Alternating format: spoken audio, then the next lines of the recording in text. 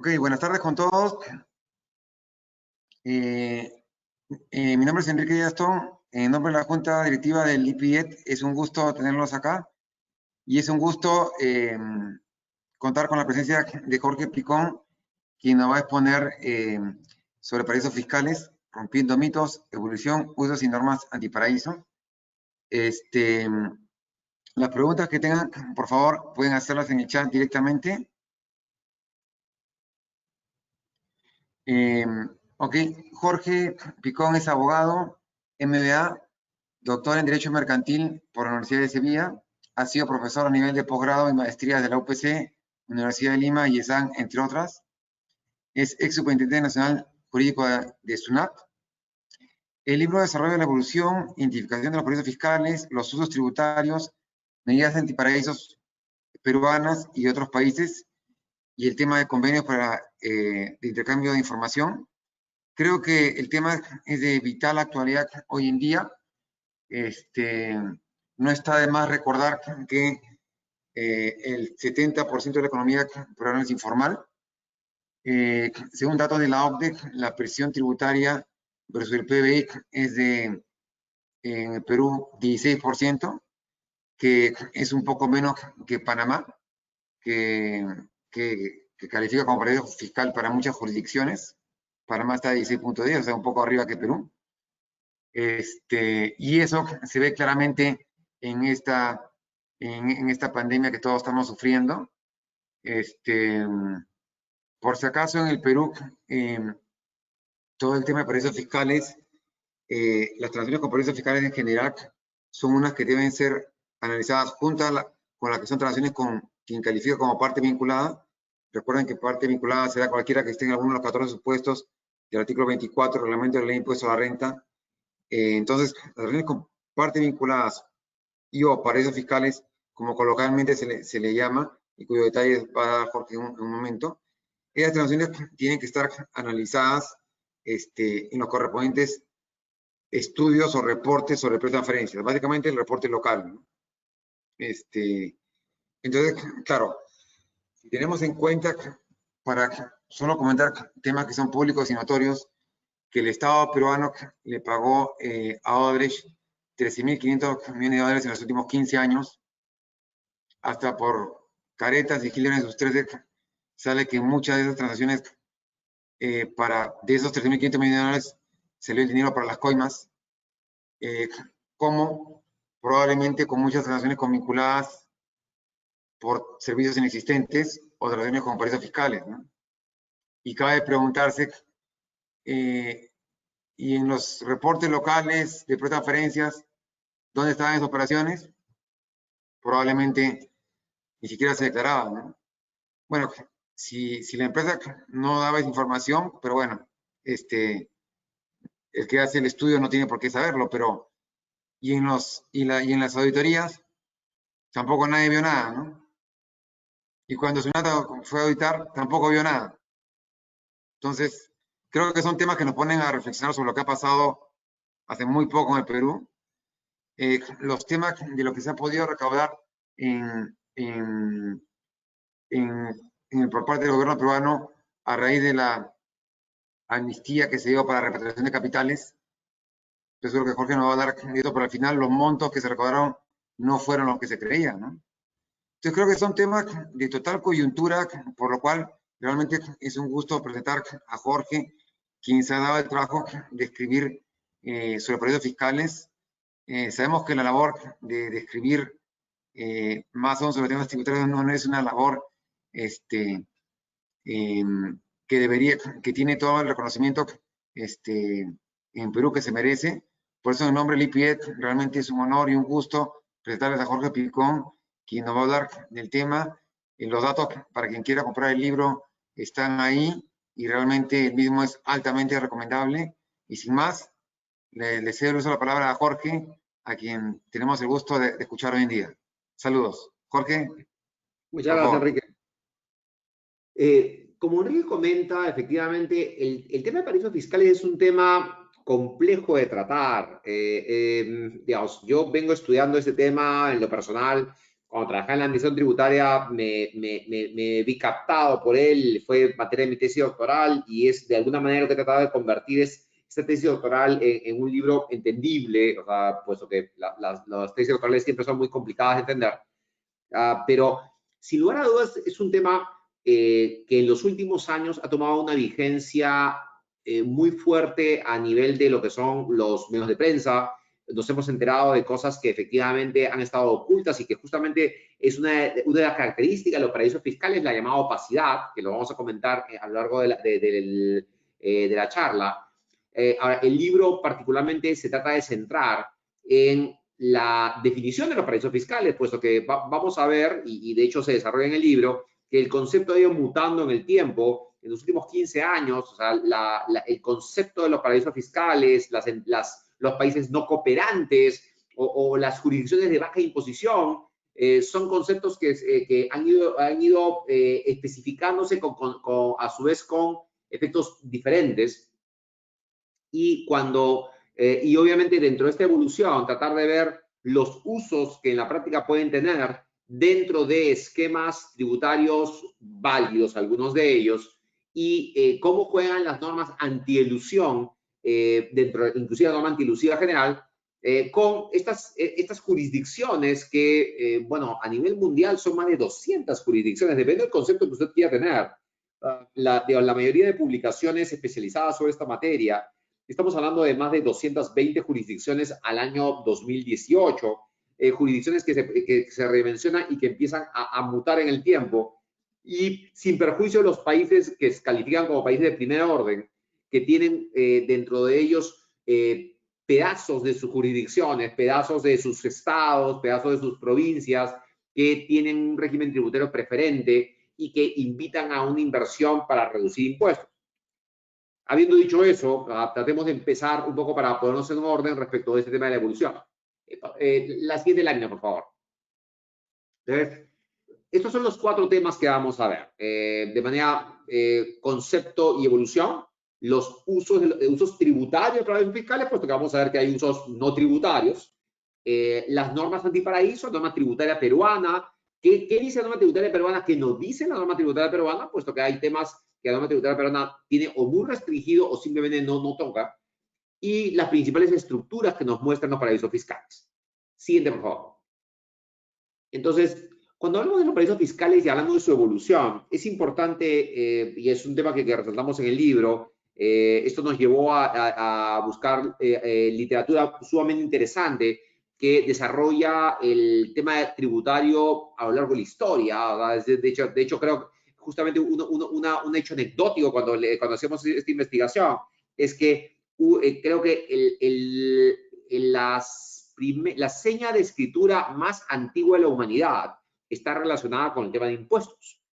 Y era creo que en Egipto se había, creo que si uno trata de graficar cuál fue la escritura reconocida como tal, la más antigua, es un dicho tributario diciendo, bueno, esto no está grabado con impuestos, o sea, que eran lo que le correspondía a los sacerdotes de la época.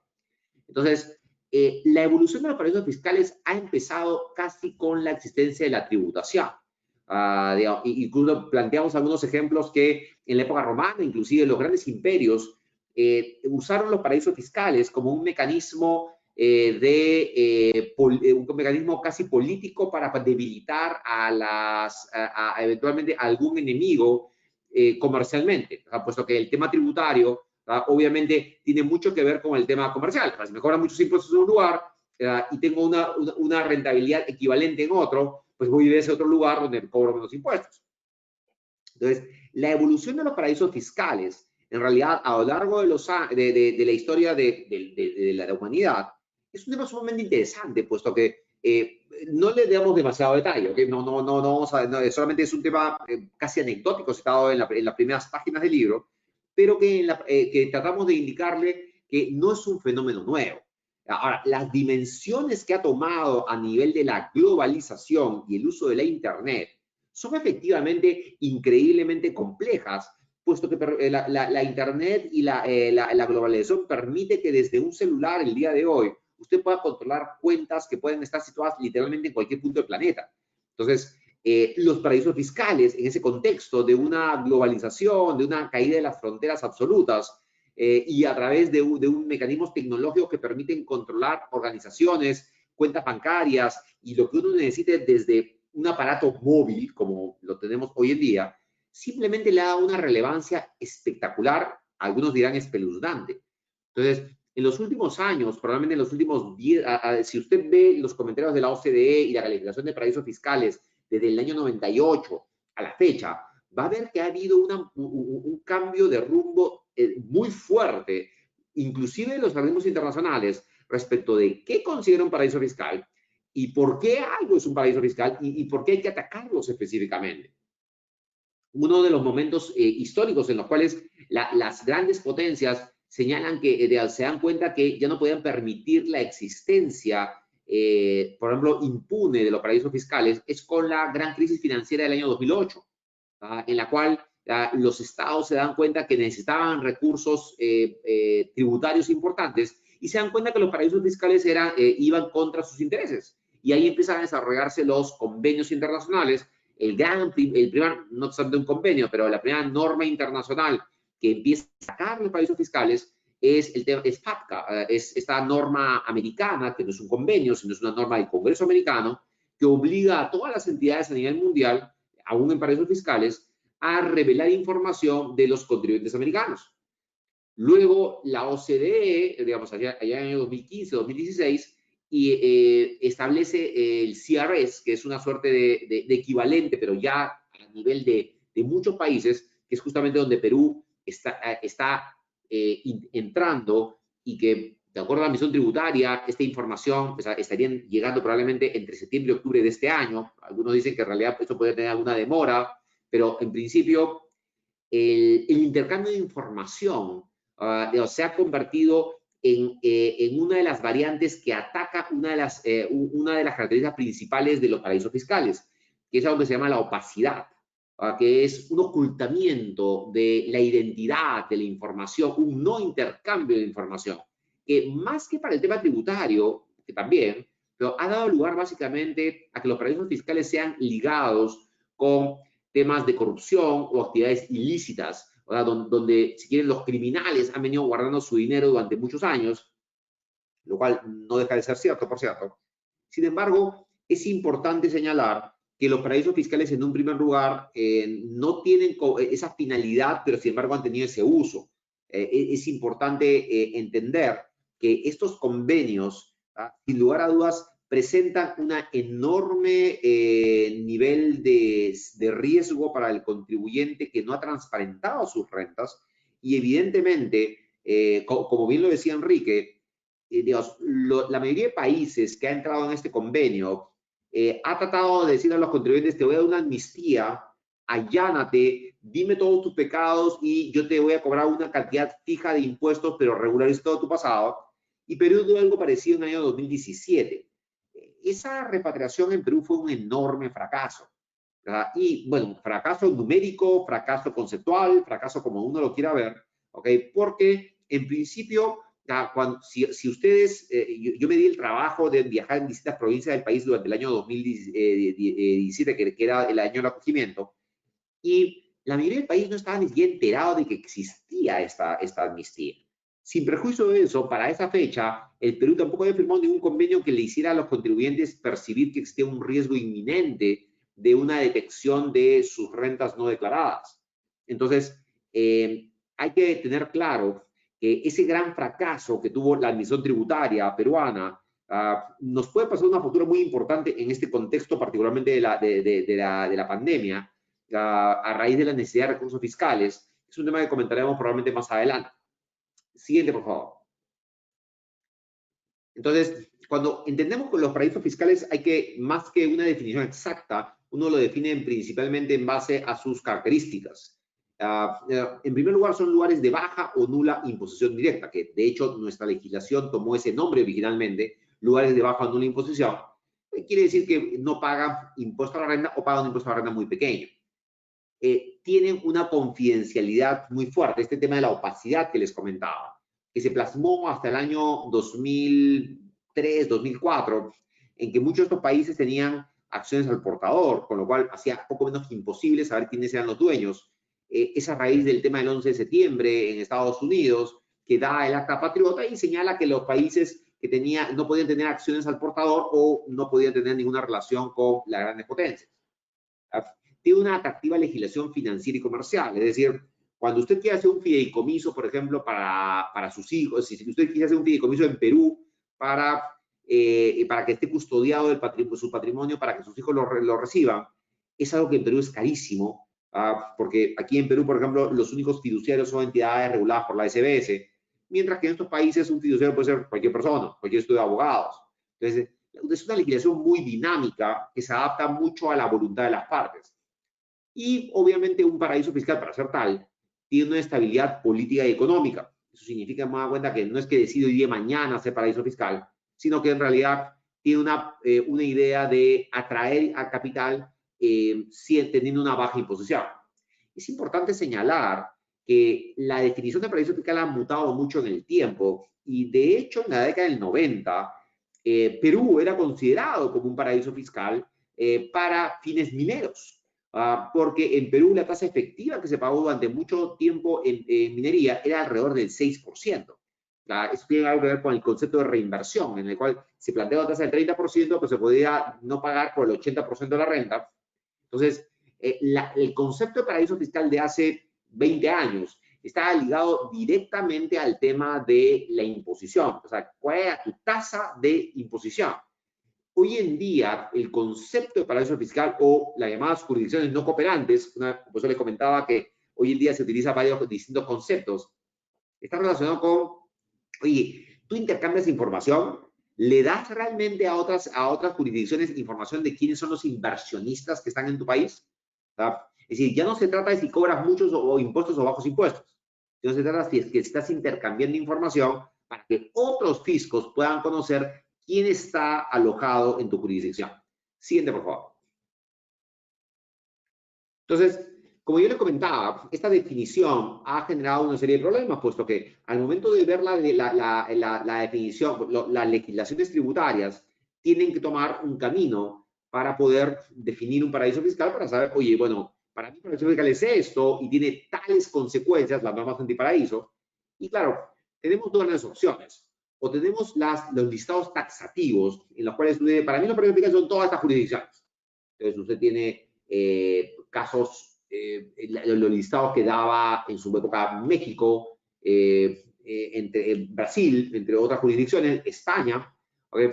Y en otros casos, la norma lo que hace es una definición que puede estar basada en la tasa efectiva. Por ejemplo, muchos países dicen, si tu imposición a las rentas empresariales de tu país es por debajo del 25%, eres un paraíso fiscal.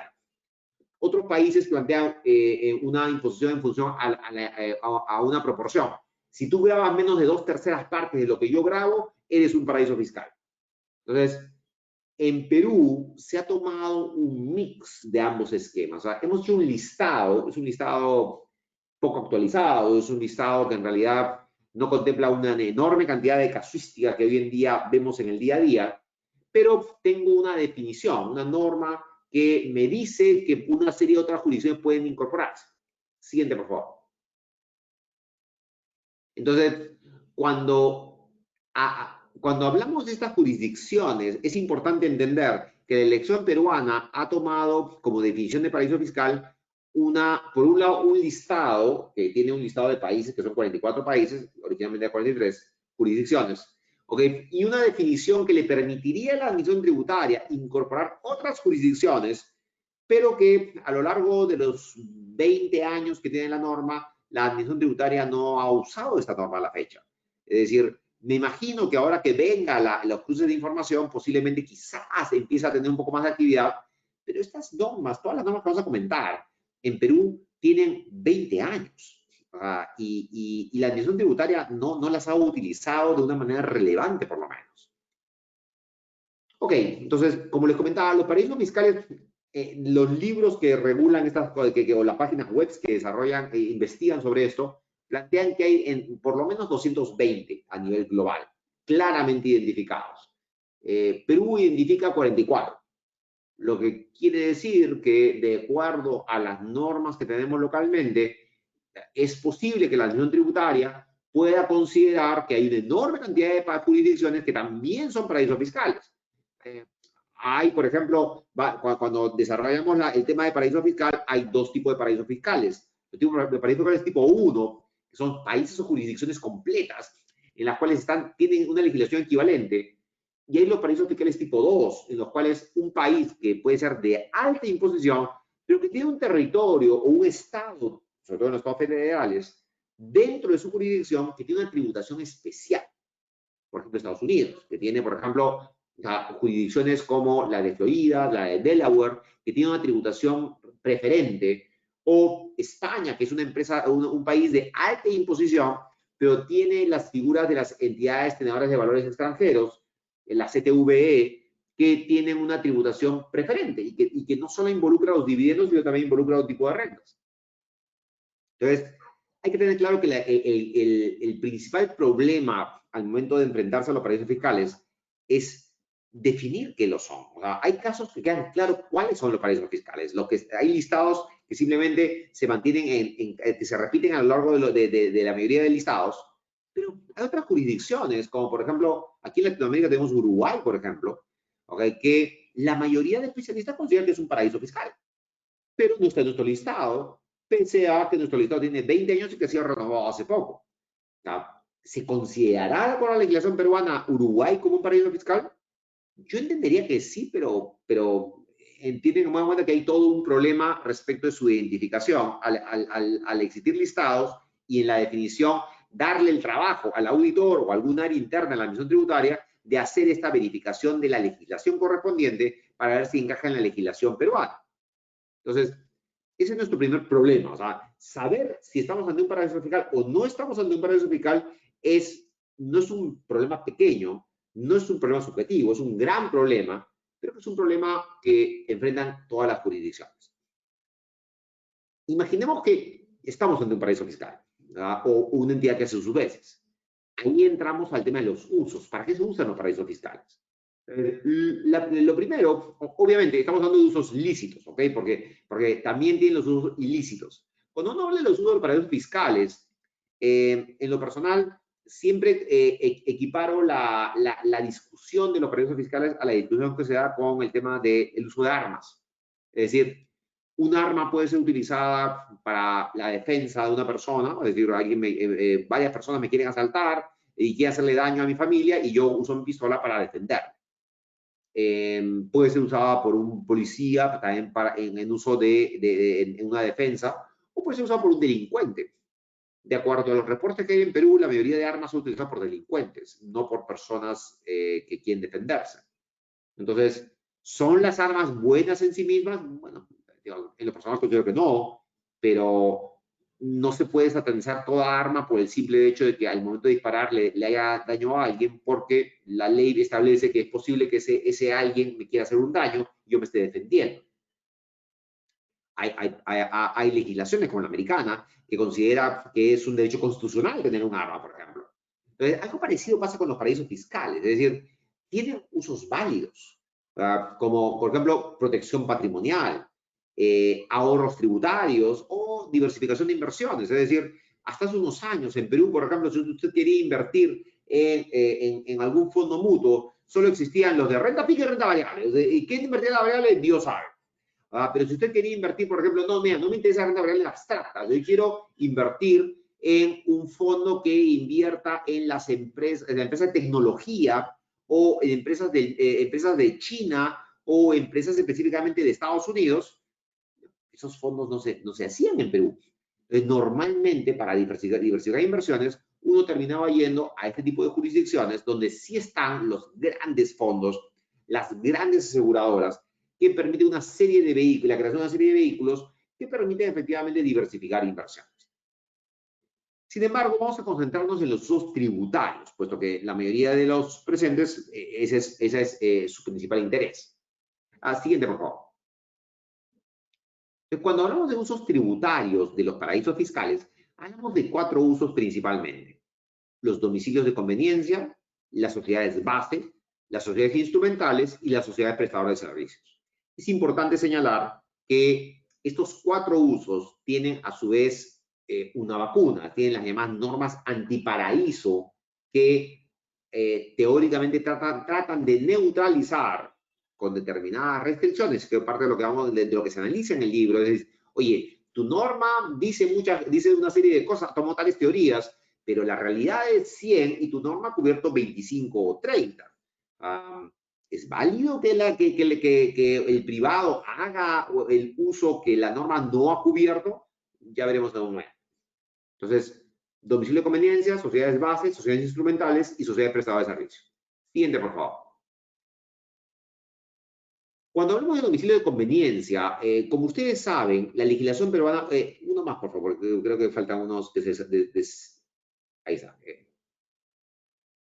Perfecto. O sea, como ustedes saben, la mayoría de legislaciones, incluyendo la peruana, tiene algo que se llama considera que los residentes están grabados por algo que se llama la renta de fuente mundial.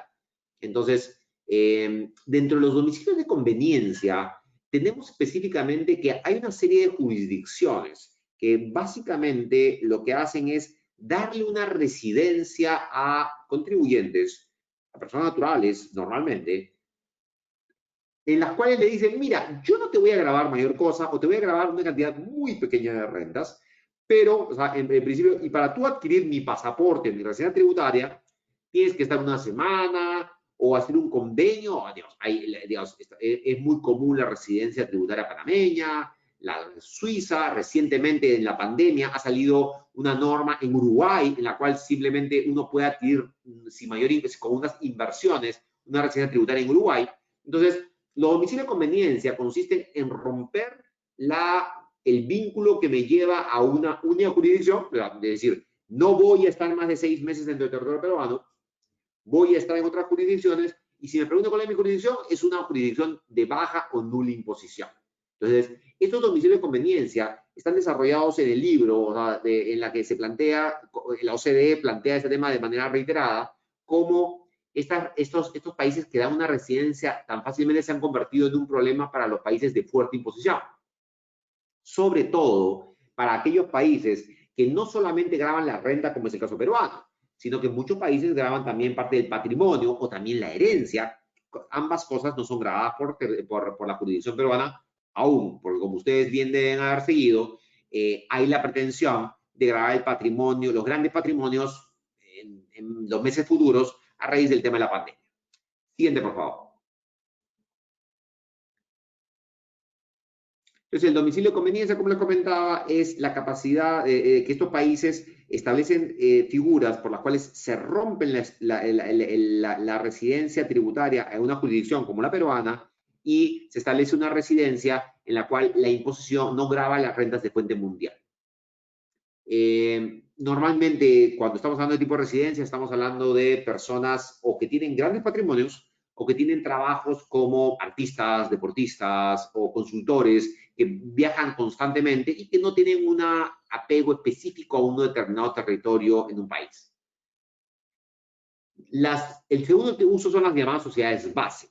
Esto se da básicamente con muchos servicios profesionales. Es decir, imaginemos por un segundo que la empresa ABC tiene la necesidad de una consultoría, una asesoría legal, ingeniería. Digamos, hoy en día la Internet permite que yo pueda literalmente contratar en cualquier punto del planeta a la gente que me dé servicios profesionales.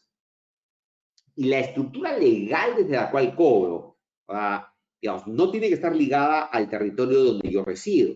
Es decir, en este caso, imaginemos por un segundo que yo desde Perú voy a organizar un servicio de ingeniería para una empresa de la India, ¿ok? Y para tal tema voy a contratar desde Perú a una empresa brasilera, a expertos brasileños, a expertos argentinos, a expertos americanos, y van a concentrar un producto, pero el producto va a ser facturado desde una empresa panameña, en la cual, la cual es la que ha establecido el contrato con la empresa hindú, que es la que me está contratando. Es decir, la Internet permite la posibilidad que para todo el tema de servicios de consultoría o servicios profesionales que no requieran una presencia física, que yo pueda canalizar los recursos a través de países de baja imposición. Y Y claro, cuando yo a su vez reparta, cada país grabará lo que tiene que grabar, pero eso no quita que yo pueda dejar parte de la utilidad, sino toda la utilidad en una jurisdicción que no me va a grabar con grandes impuestos. Siguiente, por favor.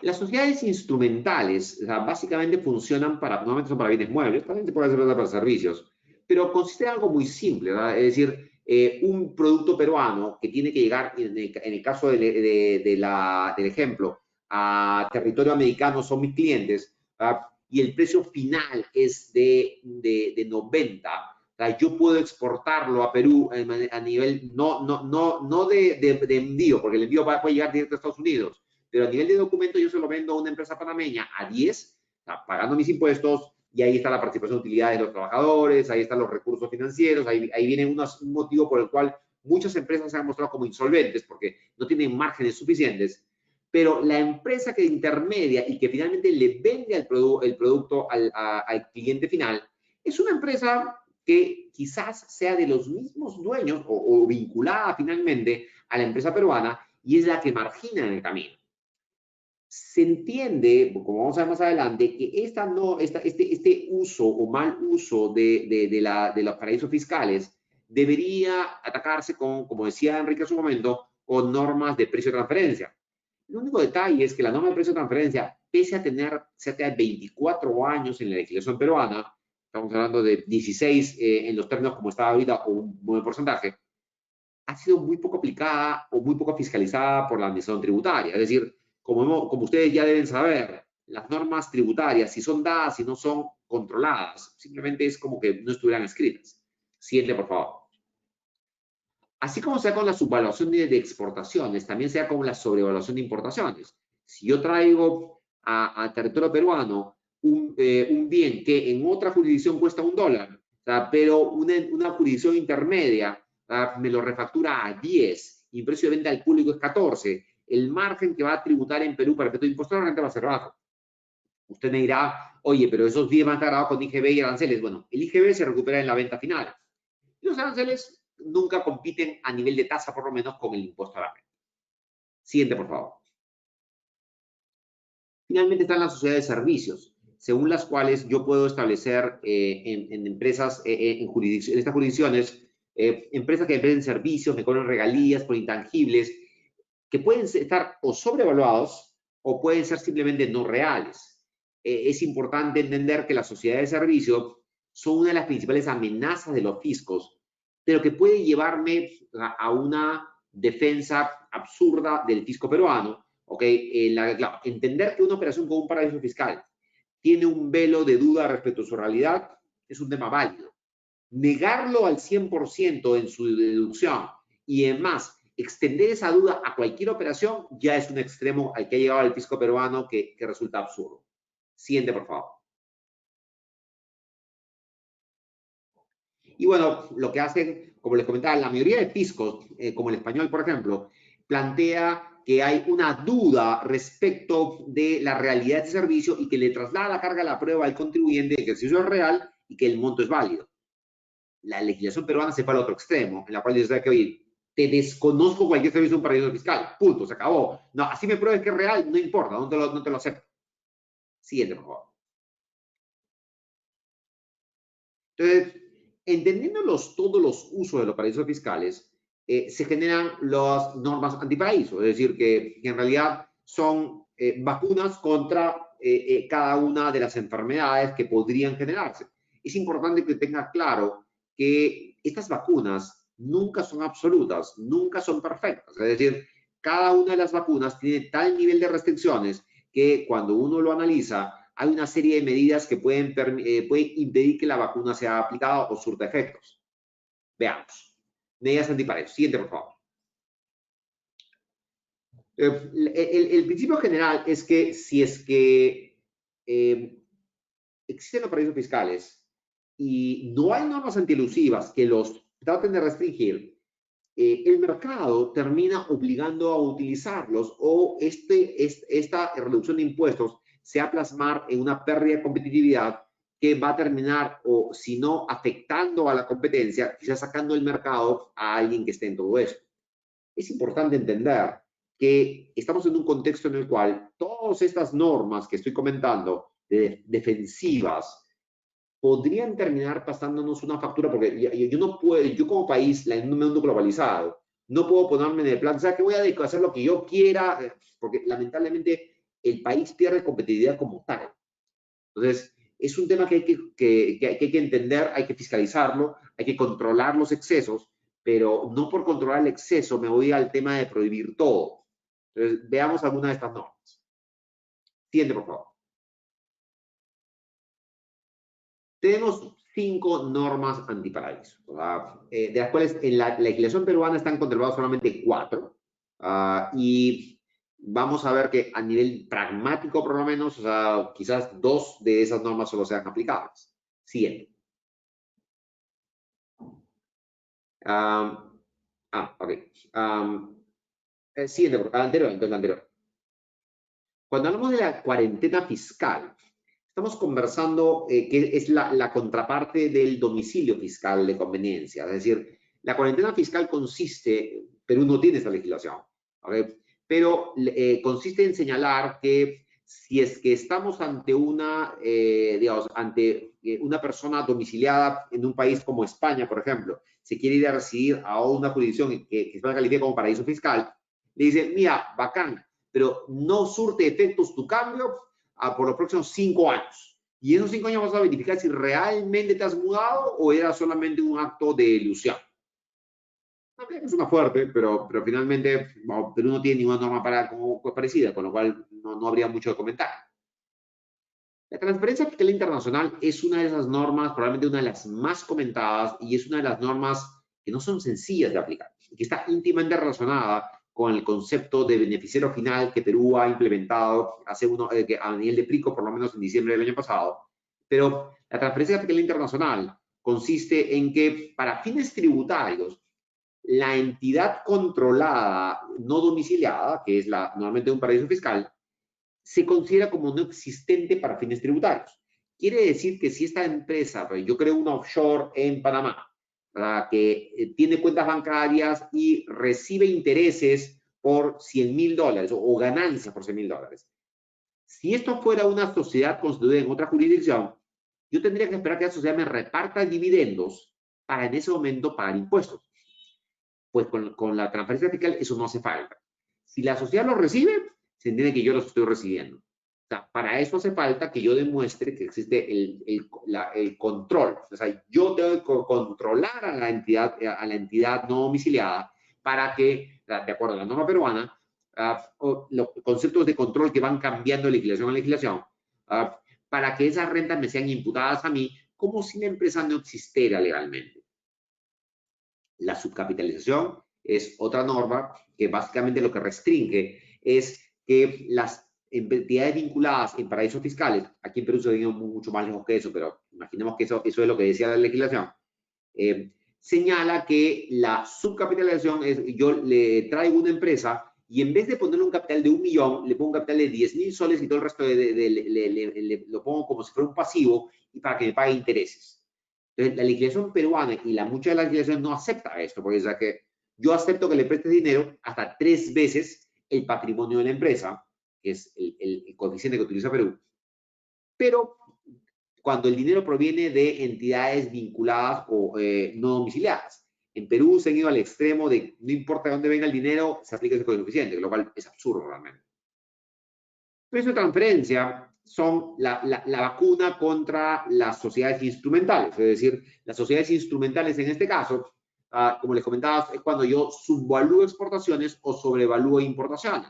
Es decir, con esos mecanismos me estoy llevando parte de la utilidad que debió pagar impuestos en Perú a través de los precios a otras jurisdicciones de baja imposición.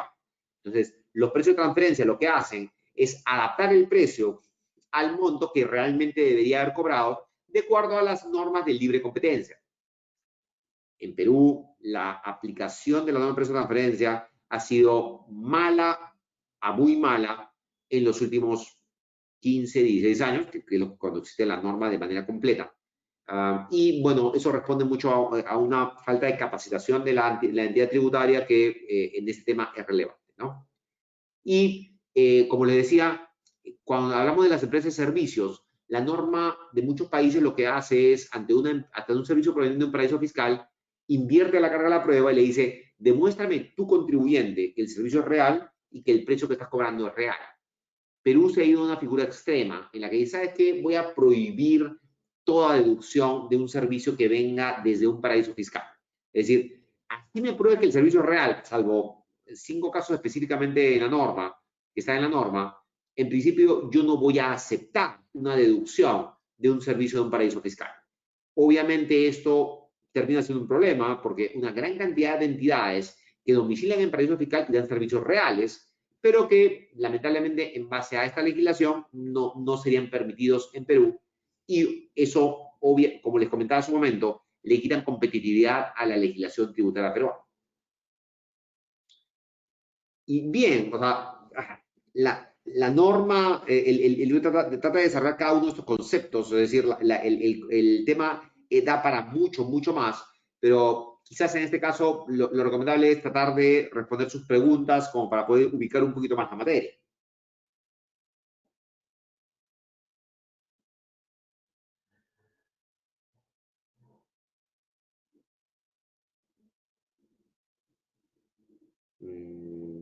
Gracias, Jorge, muy interesante. Si hay preguntas, por favor, tenemos el chat. Jorge, hay una pregunta.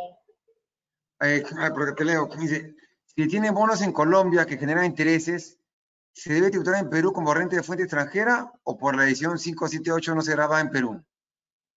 No se graba en Perú porque, de acuerdo a la norma, al 578, que establece una exoneración, graba el país de la fuente y exonera el país de la residencia. Entonces, la fuente es el país que paga los intereses.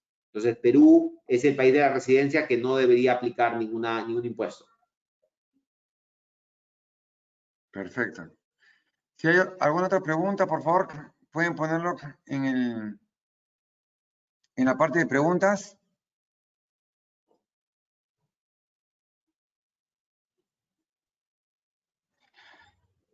Miren, solo como comentario, mientras van haciendo unas preguntas en línea con lo que decía Jorge, recuerdo una experiencia que un poquito larga, pero les cuento que va en total relación con lo que ha dicho Jorge, ¿no? A ver, esto creo que fue en el 2016, si no me equivoco,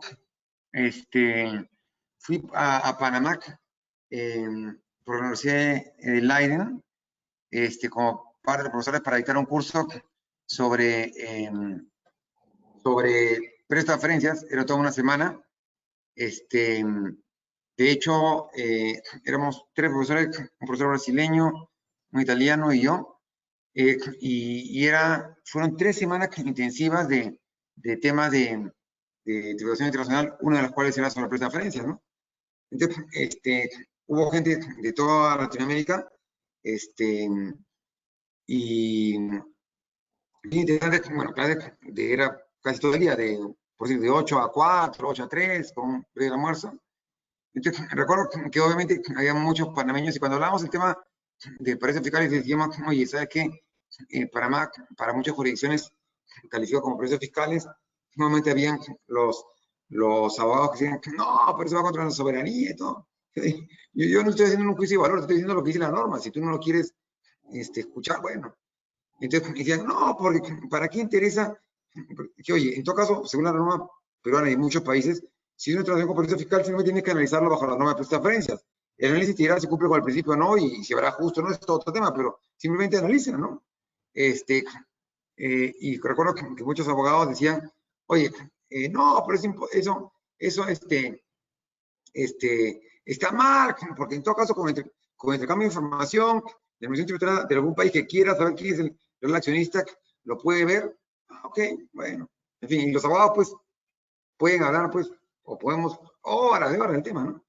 Bueno, resulta que regresé a Panamá en abril o mayo de ese mismo año, porque estaba presentando, fue por un curso por ESAN, estaba presentando el libro que hemos hecho sobre transferencias, y me tocó exponer con la gerente de la Administración Tributaria panameña sobre transferencias.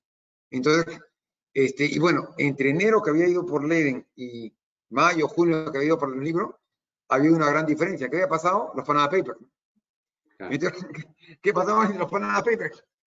La verdad es que la gerente dice, Enrique, la Administración Tributaria panameña no ha tenido la menor idea, pero menor idea de la cantidad de empresas que crearon solo papeles, que tuvieron cuenta corriente, que nunca tuvieron RUC, que nunca tuvieron personas, que nunca tuvieron absolutamente nada, o sea, nada. Ahí está el tema, ¿no? Y segundo comentario, que rápido, ¿no? Para no quitarles el tiempo a las preguntas que quieren hacer con Jorge. Recuerdo que alguna vez era una empresa que había estado asesorada por el estudio de los Panama Papers de Panamá. Entonces, hicieron una consulta y claro, con sus asesores, todo, y decían, oye, mira, sí, ¿sabes qué? Nosotros estuvimos asesorados por Mossack Fonseca pero estamos con otros asesores y estamos seguros que el tema no va a volver a pasar lo de Mossack Fonseca. ¿Ah, sí? Y decimos, ¿y cómo? Por curiosidad, ¿no? Decían, bueno, hemos estado con otro estudio de abogado que nos da la garantía y el gerente dice, y cuando preguntamos, ¿por qué estás seguro que nunca va a pasar?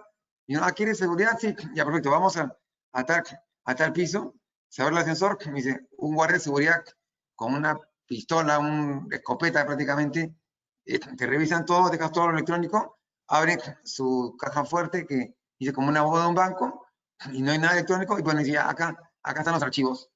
Entonces, claro, ¿cuál era el punto? Que ellos garantizaban que no había nada electrónico y que todos los archivos de papeles.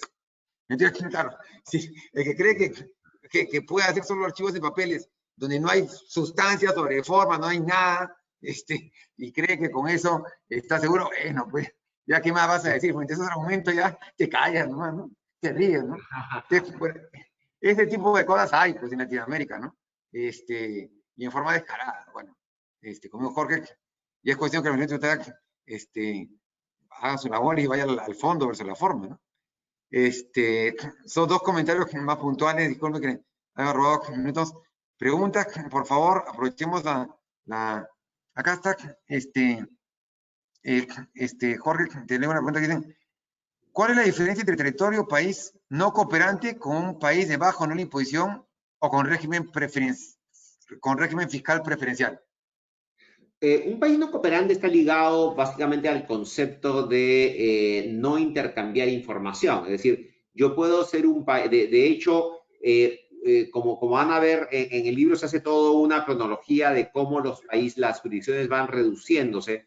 Llegó un momento en el año 2008 o 2009 en el que creo que existían 4 o 5 jurisdicciones que calificaban solamente como paraísos fiscales para la OCDE, porque en un momento decían, oye, si un país tiene 2 convenios de intercambio de información, ya no era paraíso fiscal. Entonces empezaron, la mayoría de paraísos fiscales como Panamá, Malta y Andorra, lo que empezaron a hacer es básicamente empezar a firmar 2 o 3 convenios y decían, bueno, que independientemente de que fueran operativos o no, yo ya firmé mi convenio y por lo tanto yo ya estoy entregando información, ya no calificaba en ese momento como paraíso fiscal.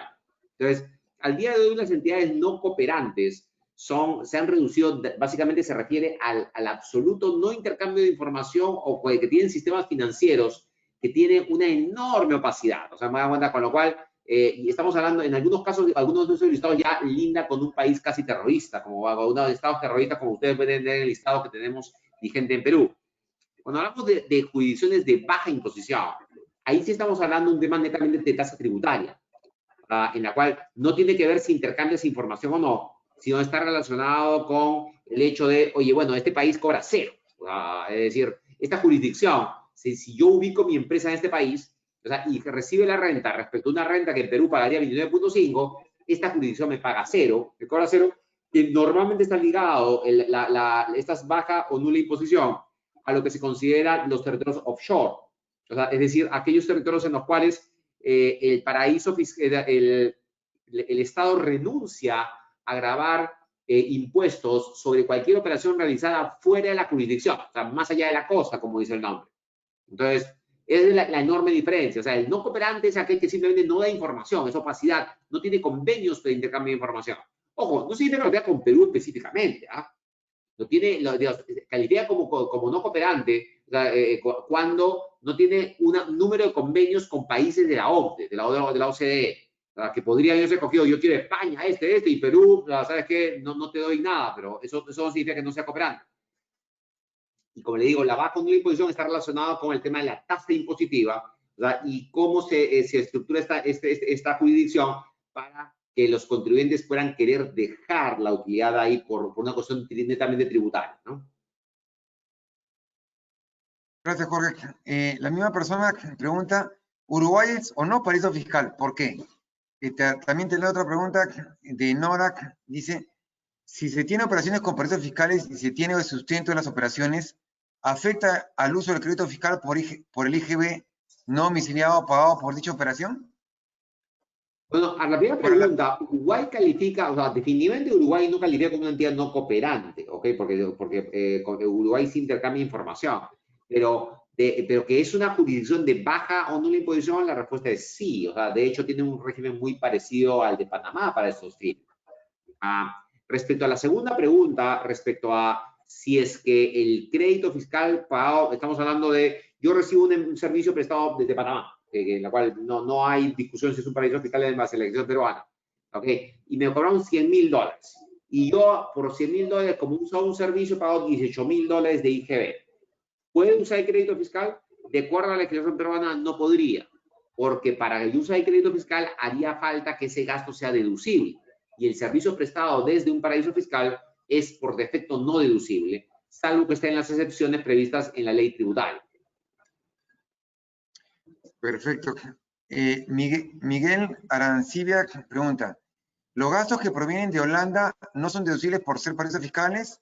En el caso de Florida, Estados Unidos. La pregunta es interesante, o sea, porque Holanda como tal no es un paraíso fiscal, pero sí las Antillas holandesas, por cierto, que es parte de la jurisdicción del país, pero no es en la misma jurisdicción.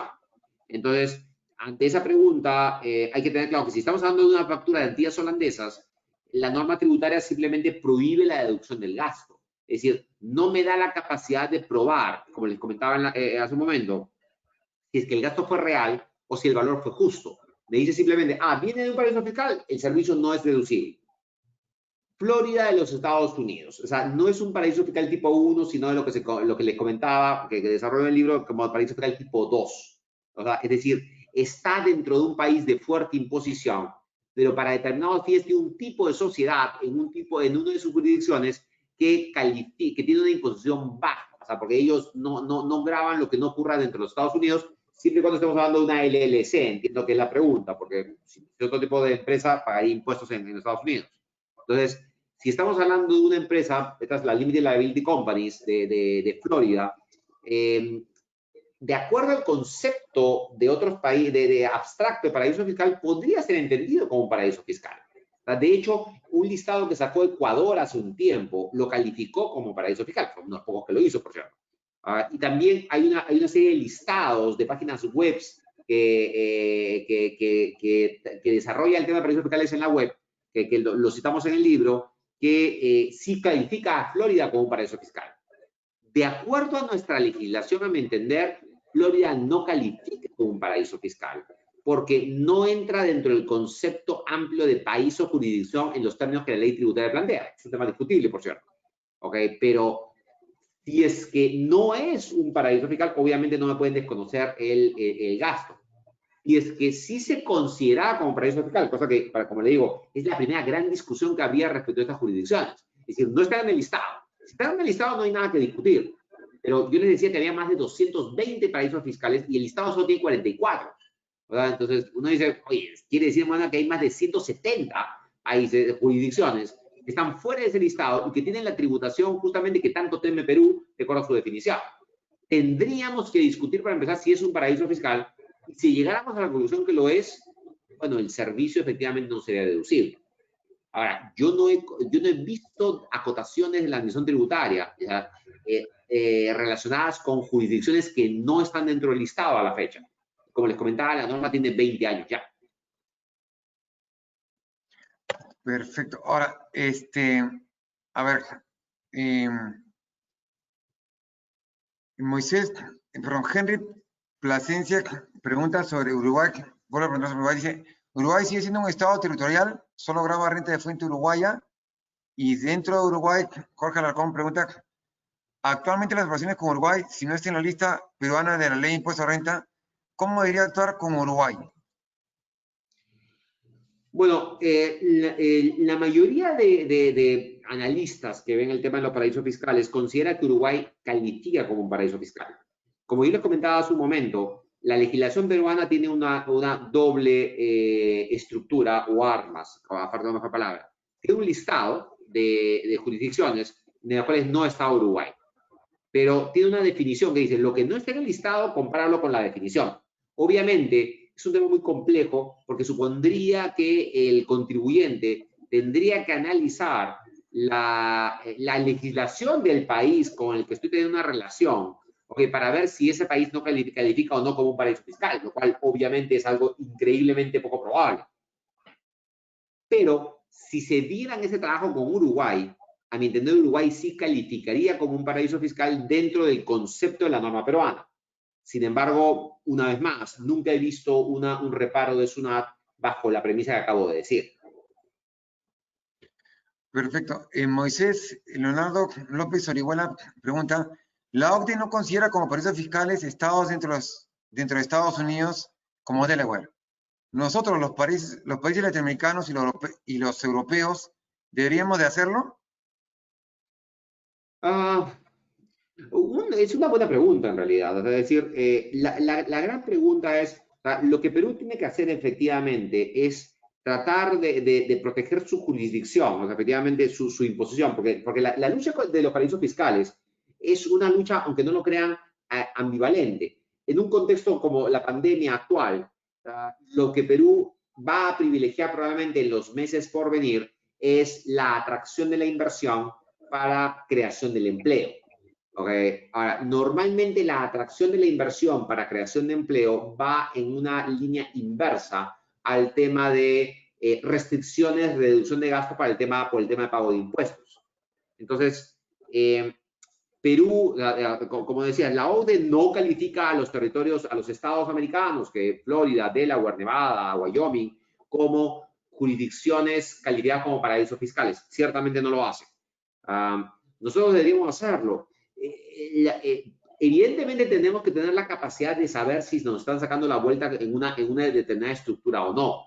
Pero lo que no podemos hacer es poner medidas extremas, unas medidas defensivas que sean tan fuertes que al final desaliente la inversión. Es decir, el punto, lo que uno debe buscar con los paraísos fiscales es una suerte de atraigo la inversión, pero tampoco quiero que me vean la cara. O sea, decir, o sea, ese efecto dual, ese objetivo dual, que a veces va uno de manera inversa al otro, es lo que se debería buscar en un contexto como el actual y ciertamente frente a los paraísos fiscales. Perfecto. Jorge también pregunta, ¿qué es lo primero que se debería cambiar en la norma peruana para mejorar el sistema actual? Se entiende que la pregunta va dentro de transferencias. Y bueno, solo como comentario, a veces, muchas veces, más que cambiar las normas, hay que aplicar las mismas, ¿no? Pero bueno, Jorge, no sé qué opinas. Completamente de acuerdo contigo. Es decir, si algo nos ha enseñado la pandemia, o sea, la norma tributaria no tiene, Dios, la norma peruana siempre es una norma perfecta, pero la aplicación es imperfecta, ¿no? Es decir, uno de los grandes problemas que tenemos en Perú es una informalidad del 70%. Es decir, es un 70% de las empresas y de la población que da la espalda a la norma laboral, tributaria y últimamente sanitaria. ¿Verdad? Y eso evidentemente ha llegado a un punto crítico que hace falta señalar. Y eso no tiene nada que ver con la ley. Eso tiene que ver con la administración tributaria. Yo en lo personal considero que SUNAT es uno de los grandes culpables de lo que hemos visto en los últimos meses. ¿Verdad? SUNAT era la entidad que ha tenido los recursos, que SUNAT ha tenido un presupuesto de 2.000 millones de soles al año. ¿Okay? Ha tenido los presupuestos, ha tenido las herramientas en tiempos de paz, en tiempos de crecimiento económico, ¿okay? Como para poder atacar la informalidad. Hablar de una informalidad del 70% es un tema, sin lugar a dudas, complicadísimo, pero para efectos de la administración tributaria significa que es un enorme fracaso. Entonces, la norma como tal, yo no sé si la norma de paraísos fiscales peruanas quizás es inclusive demasiado dura, porque como le decía, nadie se manda a lo que hace Perú respecto de, oye, te desconozco el gasto porque viene un paraíso fiscal. Normalmente me invierten la carga de la prueba, pero me dan la capacidad de deducirlo si es que pruebo lo suficiente. Aquí me dicen, no, no importa lo que pruebes, no te lo acepto. La norma no puede ser tan estricta. Y es una autocrítica, porque esa legislación, lamentablemente, participé en su redacción. ¿Okay? Pero en su momento parecía lo lógico, ante un desconocimiento del tema, ¿no? Creo que la norma peruana como tal es una buena norma. Lo que hace falta es capacitar la administración tributaria y que la administración tributaria tenga la voluntad de aplicar la norma. Perfecto, solo como comentario respecto de eso, Jorge, claro, por eso comencé diciendo el tema de la presión tributaria en el Perú de 100% según la OCDE, que es menor que la de Panamá. Uno, segundo, la norma peruana de transferencia, en concreto los reportes, en verdad dan mucha información.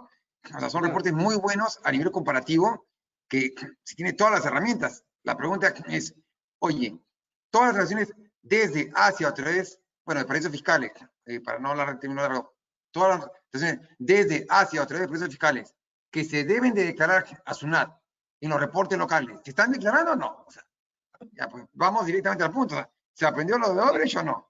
Entonces, pues, claro. Digo, antes de estar pensando en tantos cambios, parece que primero es, oye, preocúpate en que se declare lo que se debe declarar, ¿no? Bueno, Jorge ahí por ahí se ríe. Emilio Ancaya dice, ¿es posible considerar como paraíso fiscal a un país cuya administración tributaria es ineficiente y poco efectiva en la fiscalización? Es una buena pregunta. En principio, no está dentro de nuestra definición como país. Sin embargo, en la literatura de los libros que plantean este tema, entre el año 2005 y el 2010, por ejemplo, Costa Rica era una jurisdicción que tenía una imposición equivalente a la peruana en ley. Okay, se considera un paraíso fiscal porque creo que tenía una administración tributaria creo que del tamaño pues, del piso de un edificio. Es decir, no tenía una administración tributaria realmente equivalente a la complejidad del sistema tributario, con lo cual muchos países decían, bla, bla, eso está escrito, pero no hay manera de convertirlo en realidad, ¿no? Pero ciertamente no, en su legislación no era un paraíso fiscal, pero muchos países lo consideraban, o inclusive hay casos icónicos ligados inclusive a la corrupción aquí en Perú, que se fueron a Costa Rica. Ustedes recordarán algunos casos que si entran en internet Costa Rica, expresidentes peruanos, le ha salido una serie de casos ahí. Pero Costa Rica no era un paraíso fiscal. Sin embargo, tiene un sistema, una administración tributaria diminuta en comparación con su realidad. Entonces, en muchos países o muchas personas lo consideraban como tal. No. Perfecto. Creo, dos últimas preguntas para ir terminando, para no abusar del tiempo de todos. Dampier Murillo pregunta, respecto a estos paraísos fiscales, ¿por qué decidir tener poca transparencia informativa? Y también preguntó, me parece que no se respondió, Anaí Ramírez Vera, ¿tiene conocimiento si se publicarán una norma como un listado de países que califiquen con régimen fiscal preferencial? A ver, respecto a la primera pregunta, digamos, ¿por qué estos países optan por la opacidad? Bueno, por una cuestión muy simple, ¿no? Es decir, en el año 2001, 2002, salió un reporte en la Unión Europea que señalaba que países como Suiza y Luxemburgo, okay, a raíz de sus beneficios tributarios, habían logrado un crecimiento económico bastante importante en función a todo el capital que habían logrado atraer por los beneficios tributarios. Es decir, atraer capital a través de beneficios tributarios genera un crecimiento del país de manera, digamos, no voy a decir automática, pero es un efecto dominó. Es decir, si te doy una legislación tributaria atractiva y tú vienes y traes tu capital a mi país, automáticamente yo tengo ese dinero en mi jurisdicción y puedo invertirlo para generar trabajo y una serie de cosas en mi país. Con lo cual, tiene un beneficio en sí mismo esa opacidad, es decir, yo estoy atrayendo capitales. Ligado a la pregunta, un tema que el otro día conversaba en una charla con otros especialistas en latinoamericanos, decíamos, ok, todos estos esfuerzos que venía haciendo la OCDE seguirán en la misma orientación en el contexto de la pandemia, porque, claro, cuando todo está en crecimiento, todos cooperamos, pero en un momento en el cual se está hablando de una crisis global, viene la pregunta si es que muchos países van a entrar el sálvese quien pueda, ¿no? Entonces, si es que sálvese quien pueda, los intercambios de información podrían empezar a limitarse por no decir a interrumpirse. Ya lo veremos en los meses por venir, porque es muy pronto para decirlo. Listo. Respecto al listado, es importante entender que en Perú ya existe ese listado. Es decir, uno tiene los listados, efectivamente, de los países no cooperantes, es un listado como de 6 o 7 países que está en un decreto supremo. ¿Okay? Y tiene, por otro lado, el listado de 44 países que son los países de bajo nivel de imposición lo pone como si fuera la norma tributaria, como si fueran equivalentes. No es lo mismo, pero en términos doctrinarios, pero para la norma tributaria, la norma peruana sí está listado. Es decir, si este listado ampliará, difícil decirlo. Es decir, recuerde que sufrió un par de cambios después de casi 18 años de haber sido aprobado, y no parece haber esfuerzos en esa línea por el lado de la administración tributaria, pero sin lugar a dudas estaremos a la expectativa, ¿no?